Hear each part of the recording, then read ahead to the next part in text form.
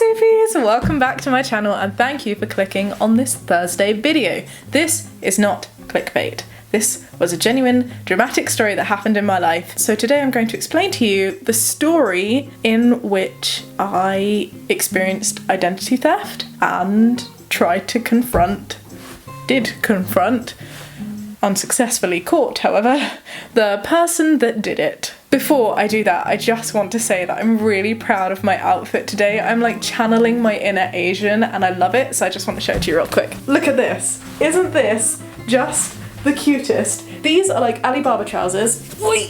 Can you see that? Look at the little, oh my gosh, this is like how unflexible I am. These are the little cuffed ankles, which are just so bloody adorable. And this top I got from Primark years ago for £4 or something. And it's just lasted me so well, so yay! Right, as I figured it was a story time too, I brought a friend to comfort me. I'm going to use this as an extensive opportunity to show you my many pillows. So Stitch is our pillow of choice today because he is beautiful, but beyond that he also was a bit of an evil villain, so I feel like he's very fitting to help tell this story. Aren't you? Aren't you? I really am in a weird mood. So, how do I start story time? This story began once upon a time. Shaaba lived in a flat with Jamie. I'm not going to refer to myself in third person, do not worry. I used to live in a flat with my lovely fiance Jamie, who wasn't my fiance at the time. This was maybe like 3 years ago now. So I was in my early 20s, and in the flat that we used to live in, it was like a complex, right? There was like an outside door where you could go in. This is all pertinent to the story. I do waffle, I'm not gonna lie. Brace yourself, but this is not waffle. There is an outside door, and just outside the door in like the car parky area, there are external post boxes, one for each flat. They weren't huge, they were like little pigeonholes. They were like, sorry Stitch, 1 second, maybe like this big each, and there was like a huge grid of these post boxes. And they went from our flat, which was the first of our block, so number 25, right there in the top left hand corner, all the way to like number 60 or whatever. I never used to get the post out of the post boxes. I never liked going outside in that area. It was near the bin store and there were loads of like little tiny flies, so I really did not like going out there, and I let Jamie do that all the time because I am a princess. So just bear that in mind. Post boxes, blah blah blah blah blah. So whenever we got letters, using a little key, kind of open it up, grab the stuff, bring it inside. Done. You know the drill. You know how the post system works. I don't explain post to you. I also don't need to explain to you the concept of bank cards. I had a bank card, which at the time was with Halifax, and yeah, I just used my bank card all the time to purchase stuff. Shaaba, what? So one day I'm just sitting in my bedroom and I get a text, and it is from Halifax, and it says something along the lines of, your new card will be delivered within the next few days. And I was like, huh, that's odd, because I hadn't ordered a new card. And I mentioned it to Jamie and I was just like, this may just be like an error, a random type thing. It could also be that maybe they thought I needed a new card, because sometimes they do that if it's close to expiring, but it wasn't close to expiring, and I was like, just in case, I'm gonna call them up and I'm gonna just make sure that nothing dodgy has happened. So I called up Halifax that same afternoon and I was like, hey, my name's Shaaba, doing the security questions, blah blah blah blah blah. I received a text from you guys saying that I would receive a new card. I'm not gonna get a new card though, right? Like my card still works and all of that. And they were like, let me check your file for you. Tap tap tap tap tap. But you did ask for a new card. And I was like, no I didn't. And the Halifax person said, well actually we have on record here that you called up a few days ago telling us that you lost your card and that you wanted a new one ordered. And I was like, that wasn't me. What are you talking about? And then I was like, my name's Shaaba, like you couldn't have got it mixed up with someone else. It's not that common a name. What? Like how did someone else get my security details? All of this stuff, like what? So at this point, they passed me on to the fraud team and I had to explain the whole situation. I got the text, someone has told me this, what exactly have you received calls from beforehand? And the fraud team person, feel like his name was Brian, we're gonna go with Brian. Brian said to me, well, Shaaba, you called us about a week ago and you said that you'd lost your bank card and that you were so silly, blah, blah, blah, you've forgotten your security details because you set it up a long time ago, but that you need a new card. And I was like, right, this definitely wasn't me. So then Brian told me that the Halifax security protocol at that time is to confirm the address that you have, and then they send you a letter with a security code to your postal address, and that letter was sent out. And then a few days later I had apparently called them again and said, oh, I'm the ditz, I'm so stupid, I've forgotten my card, here is the security code that you have sent me to verify my identity so that you can now send me a new card. And that's what was processed and that's what happened. And I was like,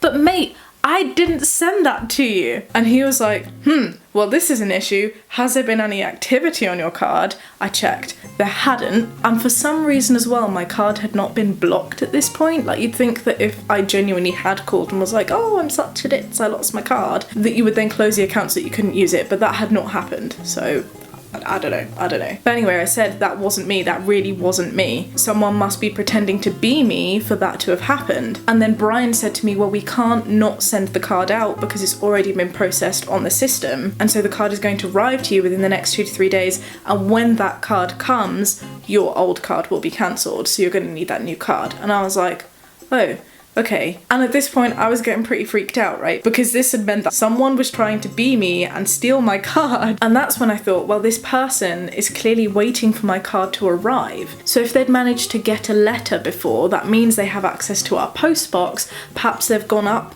through the like liddy flappy thing of the post box and had like been pulling the letter out. So they like targeted me, got that letter, claimed the thingy, and was planning to do the same thing again and take out the letter that has my new bank card in so that they could start spending it as me. And in a way that worked to my advantage because I was like, all right, if someone's going to do that, that means they're going to be here in the next 2 to 3 days, which means I know they're going to be there, which means I can call the police and tell them to catch them in the act red-handed. So there was like Detective Shaaba like, okay, I've got this. Meanwhile, Halifax and the fraud guys were like, right, you clearly have someone trying to do your stuff, so let's up your security here. And I still have to say, to this day, quite disappointed in Halifax at the fact that that happened and that you can just say, oh, I'm such a ditz, I've forgotten my security information and I've lost my card, and all they need is a postal address and access to your house to be able to do that. Like that doesn't seem like a safe enough method,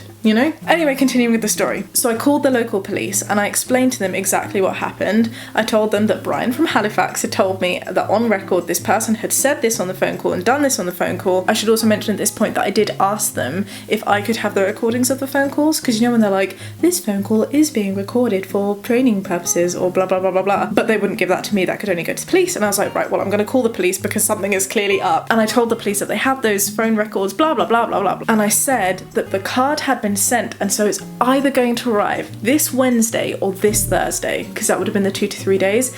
And so this person is gonna be here at some point during that day to pick up that post. So could you kindly send an officer to our place to look at the post boxes to catch this person in the act? And that's when the police station were like, no, we can't do that because we don't have the resources to do that, to just wait around for someone who may or may not arrive. And I get it. Obviously it was disappointing to hear because I was like, they're clearly gonna be there, but they don't have the resources to just spend waiting on something that might not turn out to be true.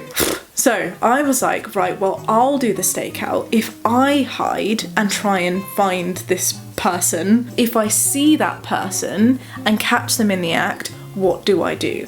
And they were like, well, we don't want you to endanger yourself, so if that happens and if you happen to find them, they clearly didn't believe me, then call 999 and tell them what happened and they will follow the person. So I was like, all right, cool, that's what I'm gonna do. And I said to Jamie, I'm gonna do the stakeout, I'm gonna go wait outside for the next 2 mornings on Wednesday and Thursday. I'm gonna see the postman come in and grab the stuff, I'm gonna see this person go and grab the stuff, I'm gonna call the police, I'm gonna catch them, and justice will be served. That was my plan. And so that is what I did. So I just want you to envisage our car park for a moment, right? Imagine a rectangle. The door to the flats is on this bit here of this rectangle. Can you see my rectangle? This is my rectangle. This is a door to the flats. And there's an external door here, which is where the post boxes are, right?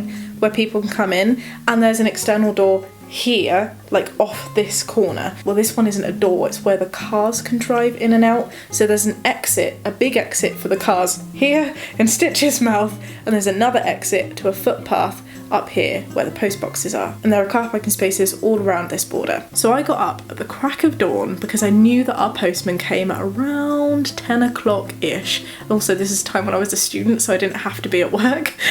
I definitely would not have been able to do this if I had a full-time job and had to be in an office. I got in my car and I was like, I don't want this to look suspicious. So we had a car parking space in this car park. But from our car parking space, you couldn't see the post boxes. So I knew that I had to go into a car parking space where you could see the post boxes, but it wasn't obvious that there was a person just sitting in a car, because I thought if this person is going to try and come and they can see someone like staring at the post boxes, that's going to put them off and they're not going to steal, right? So I pestered Jamie and I grabbed him and he was in the car next to me, and I got out of our little car park and I drove around the block and came back in and parked in a different space. And I must have done this like 2 or 3 times that morning because I didn't plan this very well and I didn't know where would be a good place to both hide and get a view of the post boxes. Got out again, drove around, got back in, and I found a parking space. So I was parked to the right of where the car entrance was, but there was like a little shed sort of like wall, half wall thing. So I was hidden from that, and there was a good view spot, providing I like shimmied down kind of like this, where I couldn't really be seen, but I could still see the post boxes.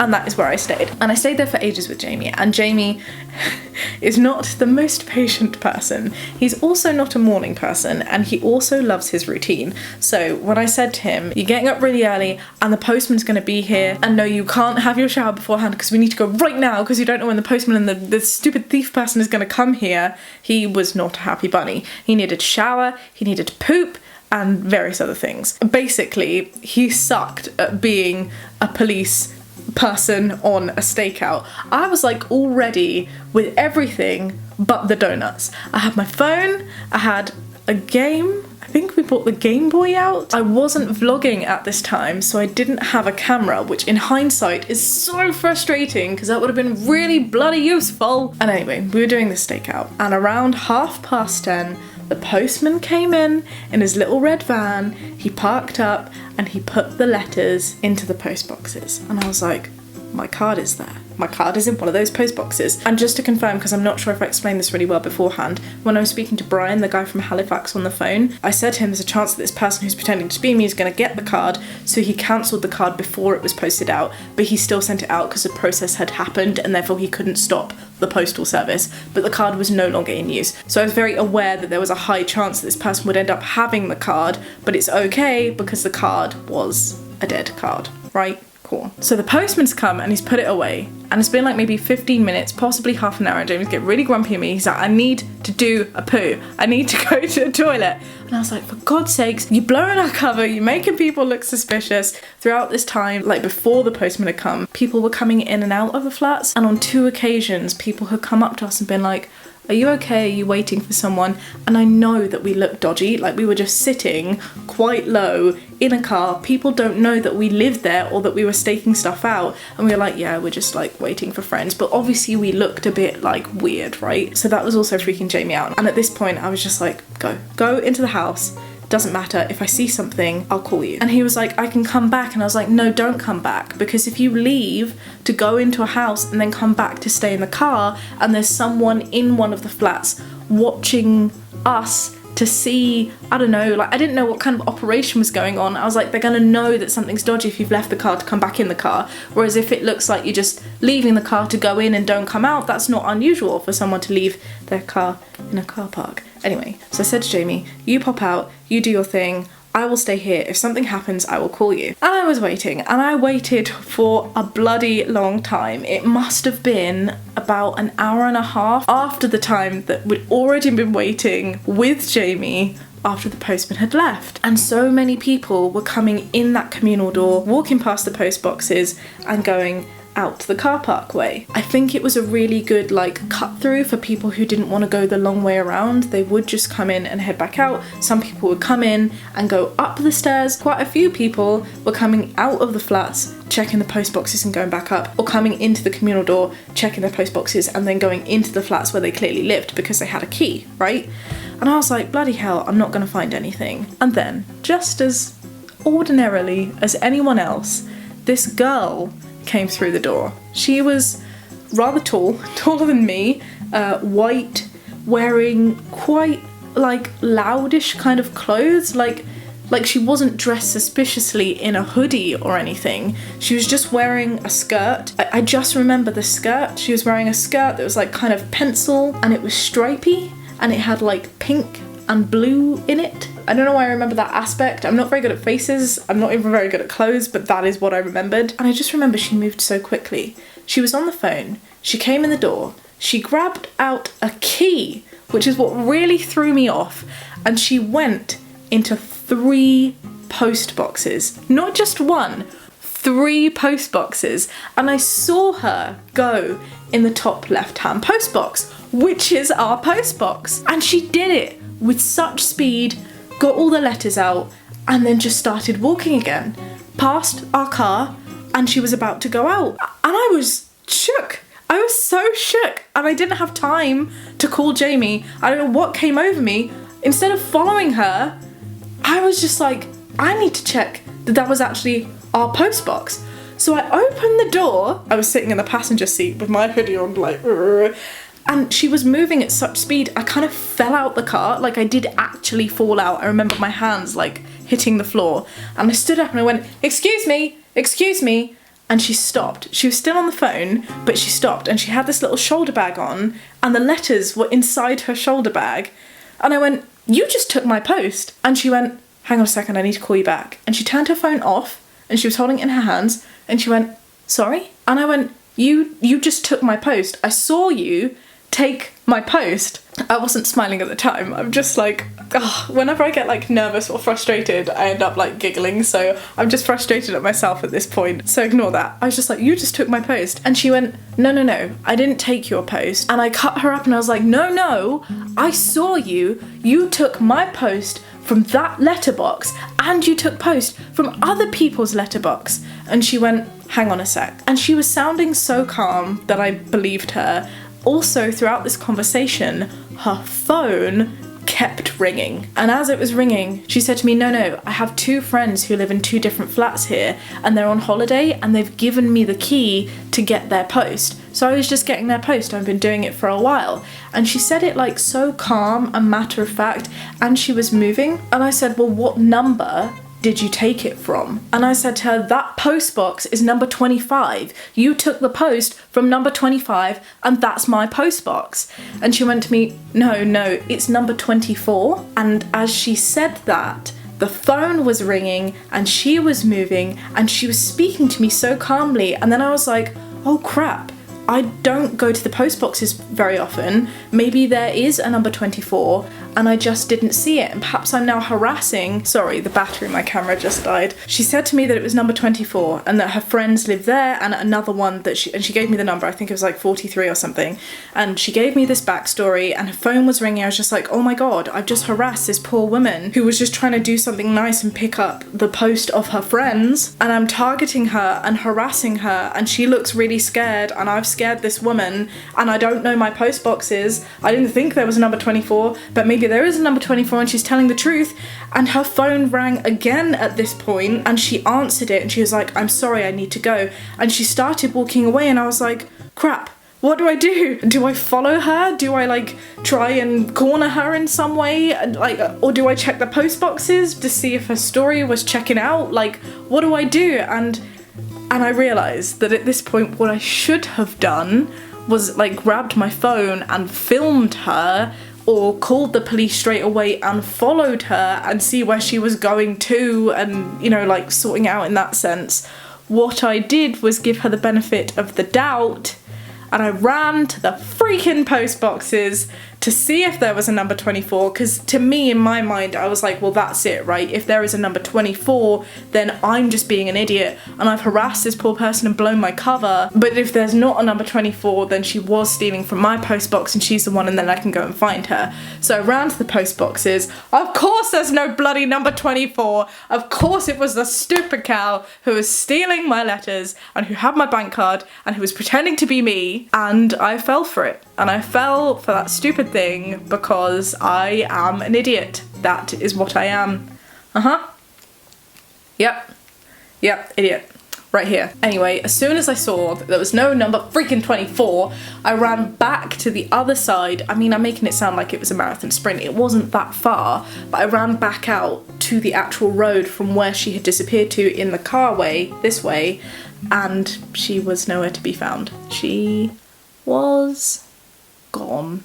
And I was like, well, she couldn't have gone very far. And I remember what her skirt looks like, and I remembered briefly, you know, she was a white woman with brunette hair that was tied up in a ponytail. And so I called the police, because that is what the police told me to do. I called 999 and I said to them, look, I called you up 2 days ago. I told you of this situation. That person has come. She has literally just stolen post from me. I took my eyes away for about 10 seconds, ran back to go and find her, and I can't find her, but she's in the area. And the policeman did not believe me. He was like, well, what's your crime reference number? And I was like, I don't have a crime reference number. I called to see if you come here beforehand and the police told me to call you. They didn't give me a crime reference number. And he was like, well, if she'd only just stolen the card, then how did you know? How would you have called the police beforehand and all this stuff? He just wasn't believing my story.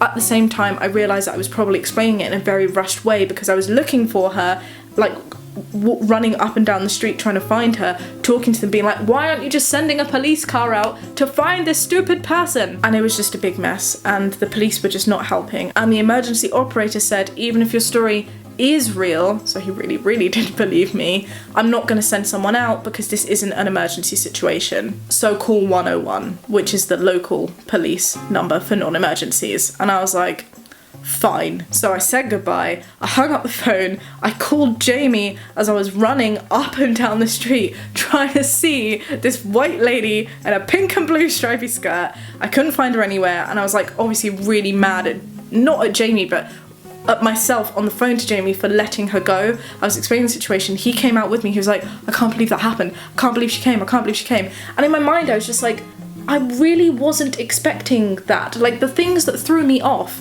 was that she went into multiple post boxes, that she had said that there was a number 24, and I didn't. I was so stupid, but it just sounded like a story that checked out. Like, I do have a better nature and I do like to try and believe the best in people, and so because she was being so calm about it and all that, I just assumed that it was real. And the thing that really threw me off was that she had a key, because what I was expecting to see was someone come in and open the flap to the post box and stick their hands in to grab it. But because she had a key, I was like, well, it's clearly fine then. Like, she must be telling the truth because I'm an idiot. I told you, I'm an idiot. Anyway, Jamie and I are both walking around and we can't find her. I've done this walk for about half an hour and I noticed that there are CCTV cameras up and down the street. There's like a car lot and there's like a warehouse type thing, and both of them have CCTV. So I go in and I explain to them what happened, not in that much detail. Please, can you show me the CCTV footage? And they say, no,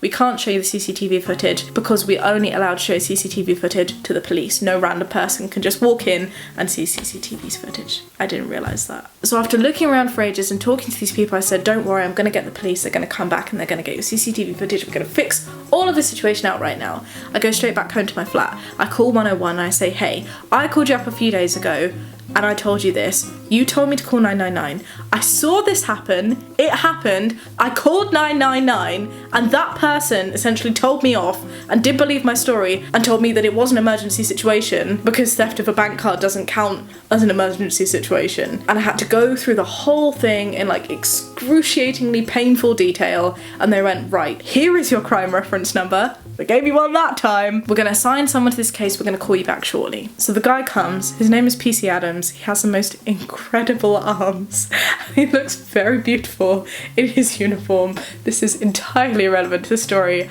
I just thought is an important thing to mention. He was very, very pretty man. Whew. He comes up and I tell him the exact same story that I've been telling everyone. I tell them about the blown up pink skirt. I tell them about everything.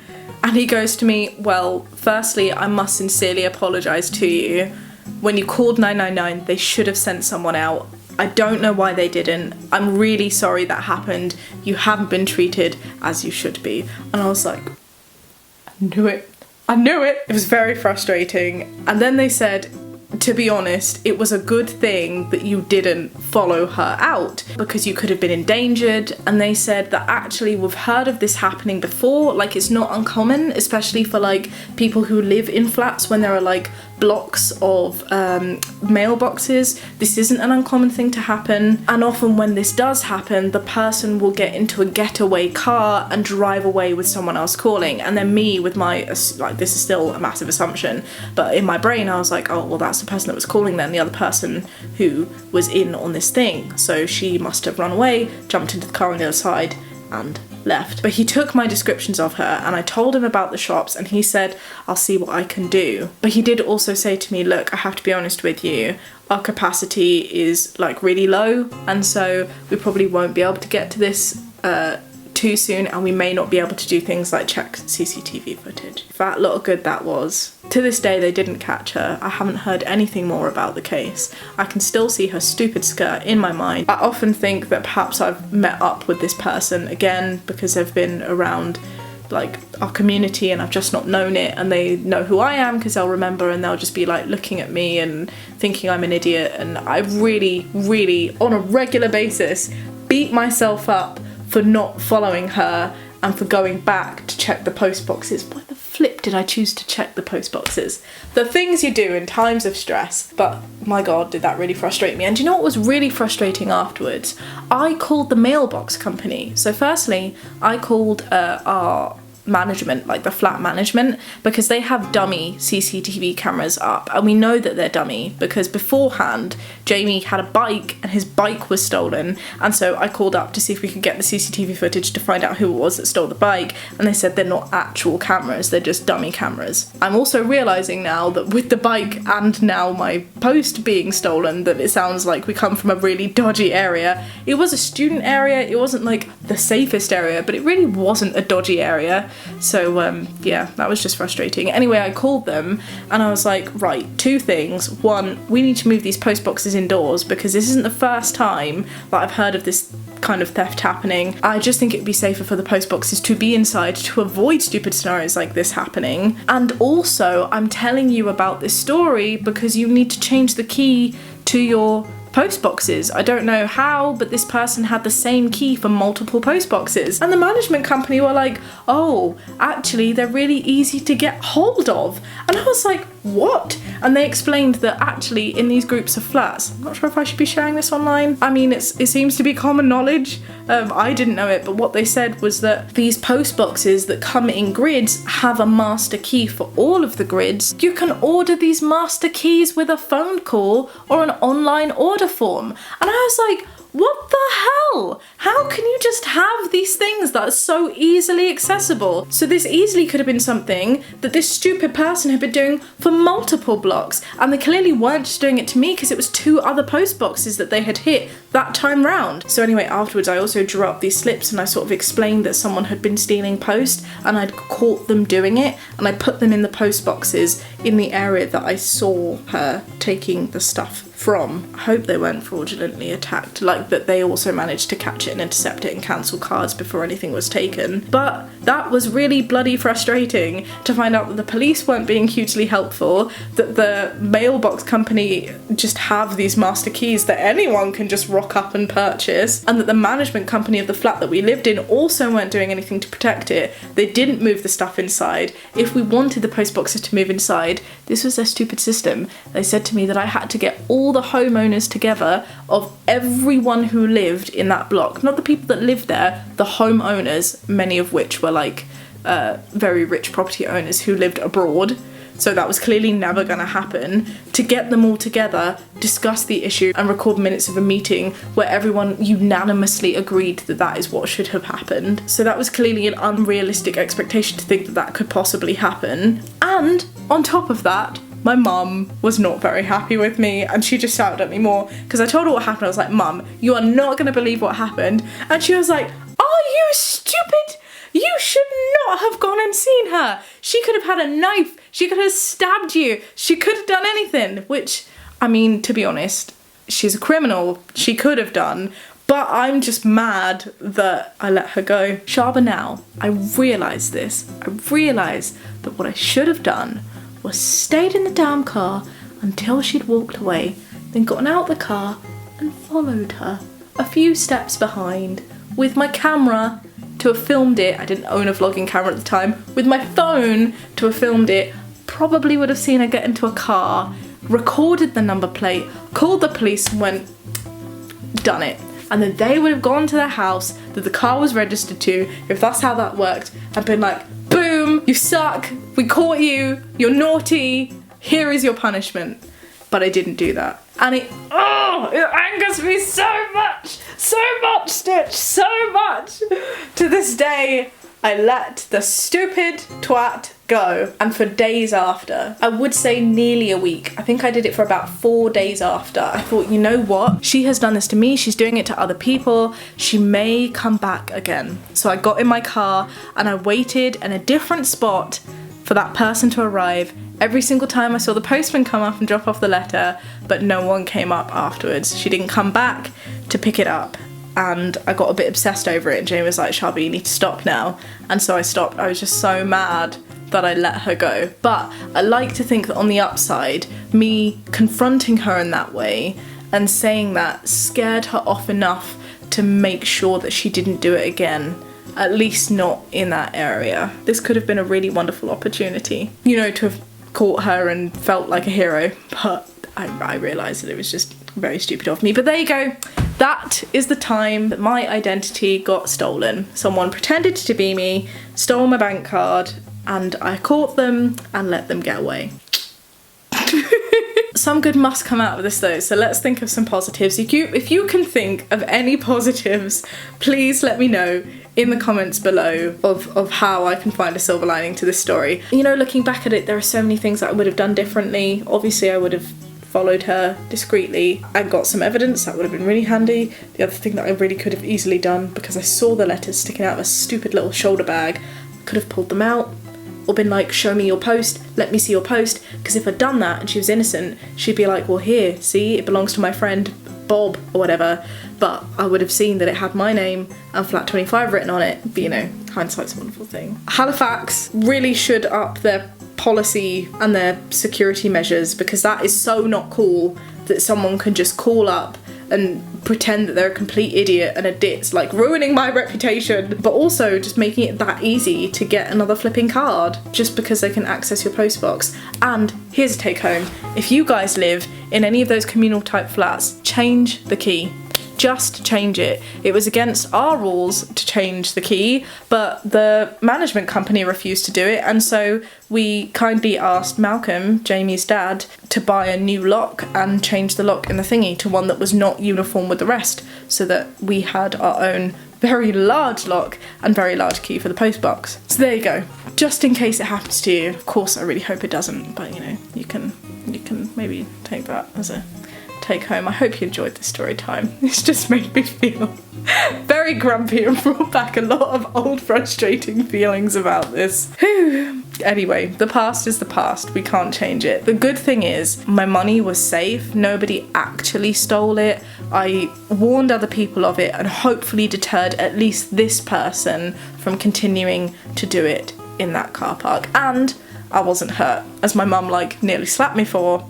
Don't chase the baddies. Don't make the baddies aware of your presence, and don't try and follow the baddies, because I could have gotten away with more than just a deactivated card. Oh, another takeaway. If you get a text, follow it up. If you get a text from your bank and you think it seems a little bit ominous, just check, just in case, because you never know.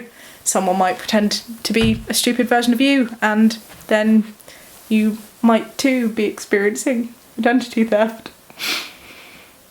Anyway guys, I hope you enjoyed this video, this really rambly, waffly video of my story time. If you did, give it a thumbs up, subscribe if you'd like to see more. Let me know if you want to see more of these kind of videos. I don't have anything more about identity theft, but I do have quite a few stories. So that's it. I'll see you on Monday with another vlog. Be kind and have a great day. Bye!